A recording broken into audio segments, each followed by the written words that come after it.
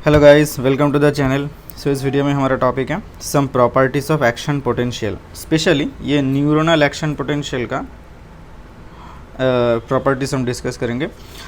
Last video में action potential के बारे में, मतलब सिर्फ एक्शन पोटेंशियल होता क्या है उसके बारे में डिस्कस कर चुके हैं। वहाँ पे क्या था कि इसका जो रेस्टिंग मेम्ब्रेन पोटेंशियल था, जब कोई स्टिमुलस नहीं आता है तब वो सेल का जो मेम्ब्रेन है रेस्टिंग मेम्ब्रेन पोटेंशियल पे रहता है। उसके बाद क्या होता है, लोकल पोटेंशियल चेंज आता है। उसके बाद वो जो जब एक थ्रेशोल्ड पोटेंशियल में चला जाता है, वो कितना वैल्यू था, रेस्टिंग मेम्ब्रेन पोटेंशियल था -70 मिलीवोल्ट, और ये जो पॉइंट था थ्रेशोल्ड वो था -55 मिलीवोल्ट।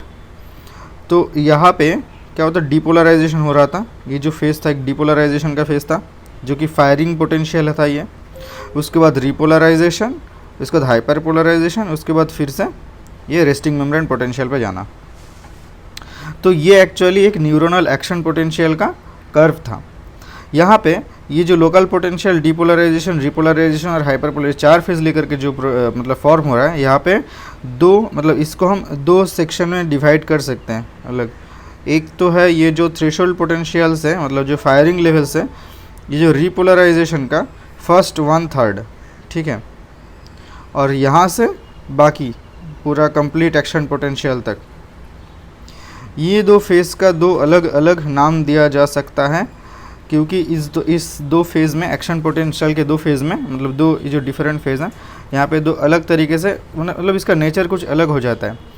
जो पहला जो है ये फायरिंग पोटेंशियल से, फायरिंग लेवल से रिपोलराइजेशन का फर्स्ट 1/3 तक, ये जो है इसे बोलते हैं absolute refractory period, absolute refractory period.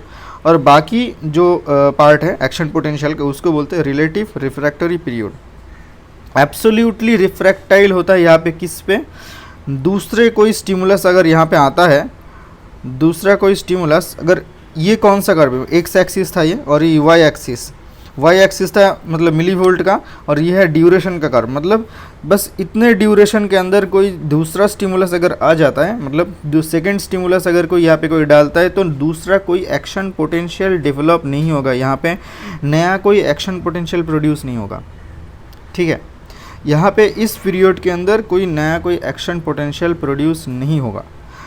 और ये जो रिलेटिव रिफ्रैक्टरी पीरियड है, इस टाइम के अंदर अगर कोई इस टाइम के अंदर स्टिमुलस दे देता है, सेकेंड स्टिमुलस, और वो अगर बहुत स्ट्रॉन्ग स्ट्रेंथ का हो, मतलब बहुत ज़्यादा स्ट्रेंथ का हो, तब वो एक्शन पोटेंशियल प्रोड्यूस कर सकता है। यहाँ पे नहीं कर सकता है, एब्सोल्यूट रिफ्रैक्टरी पीरियड में नहीं कर सकता है, लेकिन रिलेटिव में कर सकता है। ये क्यों होता है, देखो यहाँ पे ये जो एब्सोल्यूट रिफ्रैक्टरी पीरियड है, यहाँ पे एक सोडियम चैनल जो है, क्योंकि डिपोलराइज एक्शन पोटेंशियल जनरेट करने के लिए डिपोलराइजेशन फेज ज़रूरी होता है।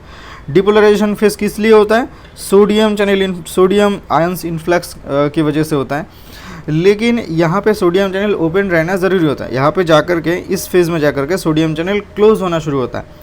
तो ये जो स्टेट है, ये इस टाइम के अंदर जो स्टेट है सोडियम चैनल का, यहाँ पे इसका नाम बोला जाता है इनएक्टिवेशन स्टेट। सोडियम चैनल का 3 फेज़ होता है ओपन का। सोडियम चैनल का जो स्टेट है, ओपन, क्लोज और इनएक्टिवेशन, ये 3 स्टेट से डेवलप होता है। देखो सोडियम चैनल का एक्चुअली 2 गेट होता है। ऐसा एक सोडियम चैनल है, 2 गेट होता है, एक बाहर का एम गेट, अंदर का एज गेट, ये इनसाइड का, ये आउटसाइड का। एम गेट और एज गेट दोनों ही अगर क्लोज रहता है, तो यहाँ से कोई सोडियम चैनल सोडियम मतलब आयंस पास नहीं कर पाएगा। इस स्टेट को बोला जाता है क्लोज्ड स्टेट। और जब ये गलती से अगर ये है, दोनों एम गेट और एच गेट दोनों ही अगर ओपन होता है, तो यहाँ से आराम से ये सोडियम आयंस मूव कर सकता है बाहर से अंदर, तो इसे बोला जाता है ओपन स्टेट। ये वाला जो स्टेट है, जहाँ पे बाहर का, आउटसाइड का गेट ओपन तो है, लेकिन अंदर का एच गेट क्लोज है, ये क्लोज है और ये ओपन है। तो यहाँ से जाने के बाद, यहाँ से तो घुस सकता है, लेकिन अंदर जा कर के ये सोडियम अटक जाएगा। तो इस स्टेट को बोला जाता है इनएक्टिवेशन स्टेट। इनएक्टिवेशन स्टेट, इस स्टेट में कोई, इस स्टेट में अगर सोडियम चैनल्स रहता है, तो बाहर से कोई सोडियम अंदर किसी भी स्ट्रेंथ का स्टिमुलस हो, उसके वजह से नहीं आ सकता। वो एक्चुअली सोडियम को पास नहीं करने देगा। अच्छा, तो इनएक्टिवेशन स्टेट में रहता है एब्सोल्यूट रिफ्रैक्टरी पीरियड में, और रिलेटिव रिफ्रैक्टरी पीरियड में क्या रहता है, अगर कोई स्ट्रॉन्ग स्टिमुलस रहता है तो उसके वजह से ये ओपन स्टेट में जा सकता है, दोनों के दोनों गेट ओपन हो सकता है इन रिलेटिव रिफ्रैक्टरी पीरियड में। इसीलिए से यहाँ पे कोई एक्शन पोटेंशियल जनरेट नहीं होता है हमारा जो एब्सोल्यूट रिफ्रैक्टरी पीरियड में, लेकिन रिलेटिव रिफ्रैक्टरी पीरियड में एक्शन पोटेंशियल अगर प्रोड्यूस हो सकता है। दूसरा दो प्रॉपर्टीज़ हो गया एक्शन पोटेंशियल का, एक तो हो गया रिलेटिव एब्सोल्यूट रिफ्रैक्टरी पीरियड, दूसरा है रिलेटिव रिफ्रैक्टरी पीरियड। तीसरा क्या है, तीसरा है बाईफेजिक एक्शन पोटेंशियल। किसी किसी नर्व फाइबर के लिए एक्शन पोटेंशियल कुछ ऐसा डेवलप हो सकता है, ये है रेस्टिंग मेम्ब्रेन पोटेंशियल, इसके बाद डीपोलराइजेशन हुआ, ये पॉजिटिव की तरफ गया, ये ऐसा गया, फिर से रेस्टिंग पोटेंशियल जाने के बाद नेगेटिव फेज में जा सकता है। ये पॉजिटिव एम्पलीट्यूड की तरफ है, ये नेगेटिव एम्पलीट्यूड की तरफ है।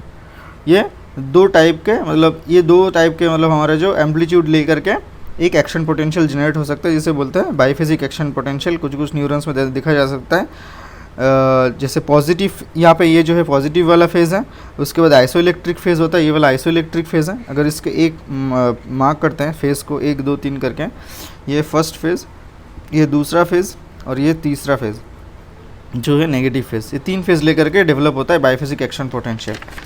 और चौथा और लास्ट जो प्रॉपर्टी है वह कंपाउंड एक्शन पोटेंशियल, मतलब एक्शन पोटेंशियल का ये जो डिपोलराइजेशन फेज़ है उसके बाद रिपोलराइजेशन होने के पहले ही और एक डिपोलराइजेशन और एक डिपोलराइजेशन और एक डिपोलराइजेशन ऐसे करके ये चलता है। इतने सारे एक्शन पोटेंशियल लेकर के, मतलब क्रेस्ट लेकर के एक एक्शन पोटेंशियल डेवलप हो रहा है जिसे बोलते हैं कंपाउंड एक्शन पोटेंशियल। एक्चुअली होना चाहिए था एक ही क्रेस्ट चाहिए था, उसके बाद एक प्लेटू फेस चाहिए था, लेकिन यहाँ पे नहीं होता है। ऐसा कौन से टाइप के नर्व में होता है, मिक्स नर्व फाइबर्स में होता है, बहुत सारे नर्व फाइबर्स का मिक्सचर होता है, वहाँ पे डिफरेंट नर्व फाइबर्स का डिफरेंट नर्व कंडक्शन वेलोसिटी होता है। NCV मतलब nerve conduction velocity, different nerve conduction velocity होने की वजह से एक ही साथ मतलब बहुत सारे एक्शन पोटेंशियल मतलब क्रिस्ट डेवलप हो जाते हैं ऐसे टाइप के नर्व फाइबर्स में। और जैसे सायाटिक नर्व है, एक मिक्स्ड नर्व फाइबर सायाटिक नर्व, इसमें देखा जा सकता है ऐसा एक्शन पोटेंशियल। और लास्ट में आता है एक्शन पोटेंशियल, और जो एक्शन पोटेंशियल और एक टाइप के पोटेंशियल होता है ग्रेडेड पोटेंशियल, जो कि मेनली न्यूरोमस्कुलर जंक्शन में रहते हैं। तो ये दोनों टाइप के पोटेंशियल का क्या डिफरेंस होता है।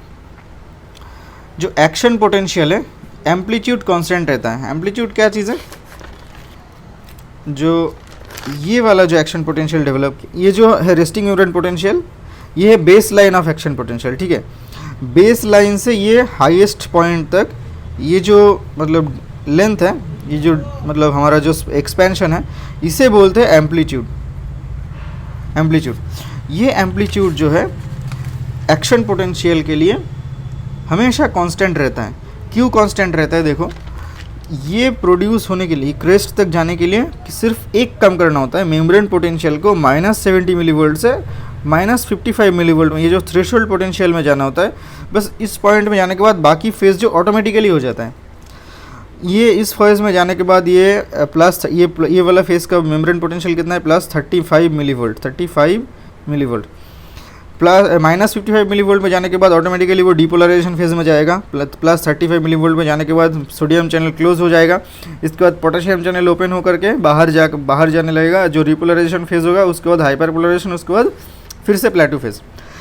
ये बाकी जो पार्ट है ये डेवलप करने के लिए बस इसको थ्रेशोल्ड पोटेंशियल में जाना होता है, बाकी किसी के ऊपर डिपेंड नहीं करता।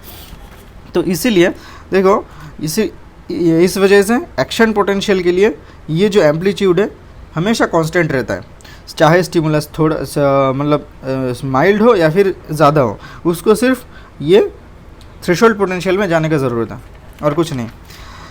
जो कि डिफरेंट है इन ग्रेडेड पोटेंशियल, वहाँ पे एम्पलीट्यूड चेंज होता है, छोटा हो सकता है, ज़्यादा भी हो सकता है, depending on intensity of stimulus का इंटेंसिटी ज़्यादा होगा तो एम्पलीट्यूड ज़्यादा होगा, अगर स्टिमुलस का इंटेंसिटी कम होगा तो एम्पलीट्यूड कम होगा। यहाँ पे कांस्टेंट रहता है। क्यों होता है? क्योंकि वो थ्रेशोल्ड पोटेंशियल, इसलिए इसमें कोई थ्रेशोल्ड पोटेंशियल नहीं रहता है ग्रेडेड पोटेंशियल में, और एक्शन पोटेंशियल में थ्रेशोल्ड पोटेंशियल का ज़रूरत होता है, वहाँ पे जाने का ज़रूरत होता है।